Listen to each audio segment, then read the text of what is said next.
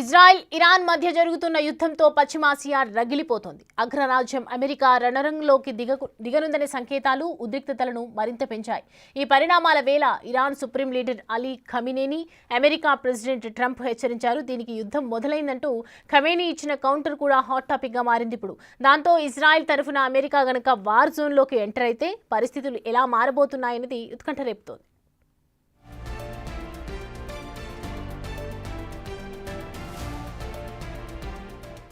Iran supreme leader Khamenei ఎక్కడ దాక్కున్నారో తమకు తెలుసని ట్రంప్ ఓ ట్వీట్ చేశారు. ప్రస్తుతానికి ఆయన్ని చంపాలనుకోవటం లేదని, ఖమేనీ బేషరతుగా లొంగిపోవాలని, లేకపోతే పరిస్థితులు తీవ్రంగా మారుతాయని హెచ్చరించారు.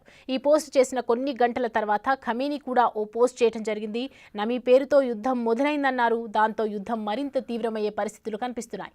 అంతేకాదు అమెరికాపై ఖమేనీ కీలక వ్యాఖ్యలు చేశారు. ఎట్టి పరిస్థితుల్లోనూ అమెరికా బెదిరింపులకు లొంగేదే లేదంటున్నారు. ఇరాన్పై దాడి చేసి పొరపాటు చేయొద్దని, ఇజ్రాయెల్పై ప్రతీకారం తీర్చుకుంటామని చెప్పారు. అమెరికా గనక సైనిక జోక్యం చేసుకుంటే ఇరాన్ వదిలిపెట్టదని తెలుసుకోవాలన్నారు.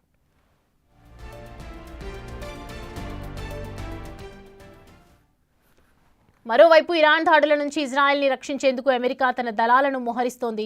ఇరాన్ వైపు నుంచి మిస్సైళ్లు, డ్రోన్ దాడులు పెరుగుతుండటంతో అమెరికా తన యుద్ధ నౌకలు, యుద్ధ విమానాలను ఇజ్రాయెల్ రక్షణ కోసం తరలించింది. అమెరికా యుద్ధ నౌకలు ఇరాన్ క్షిపణులను అడ్డుకుంటున్నాయి. ఇరాన్ న్యూక్లియర్ ప్రోగ్రాంపై అమెరికా తీవ్రంగా ఆందోళన చెందుతోంది. ఇజ్రాయెల్ ఇప్పటికే ఇరాన్ అణు కేంద్రాలపై దాడులు చేసింది. అయితే వాటిని నిరోధించే శక్తి ఇజ్రాయెల్కి లేదని, అమెరికా సాయం కూడా అవసరమనే చర్చ జరుగుతోంది. ముఖ్యంగా మిడిల్ ఈస్ట్లో అమెరికా తన ప్రయోజనాలను కాపాడుకునేందుకు ప్రయత్నిస్తోంది. ఇరాన్ తమ ప్రాక్సీ గ్రూపుల ద్వారా ప్రాంతీయంగా అస్థిరత సృష్టిస్తోందని అమెరికా ఆరోపిస్తోంది.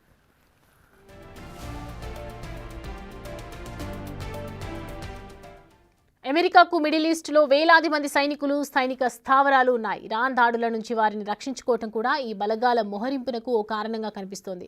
ముఖ్యంగా ఇరాన్లోని చర్చలకు ఒప్పించేందుకు, దాని న్యూక్లియర్ ప్రోగ్రామ్ని ఆపేందుకు అమెరికా తన దళాలను మోహరిస్తుందనే టాక్ వినిపిస్తోంది. ఇప్పటికే అమెరికా F-16, F-22, F-35 వంటి ఫైటర్ జెట్స్ని, USS నిమిట్జ్ లాంటి ఎయిర్ క్రాఫ్ట్ క్వారియర్లను మిడిల్ ఈస్ట్కు తరలించింది. ఇవన్నీ చూస్తుంటే యుద్ధ రంగంలోకి దిగేందుకు అమెరికా సన్నద్ధంగానే ఉందని సూచిస్తోంది.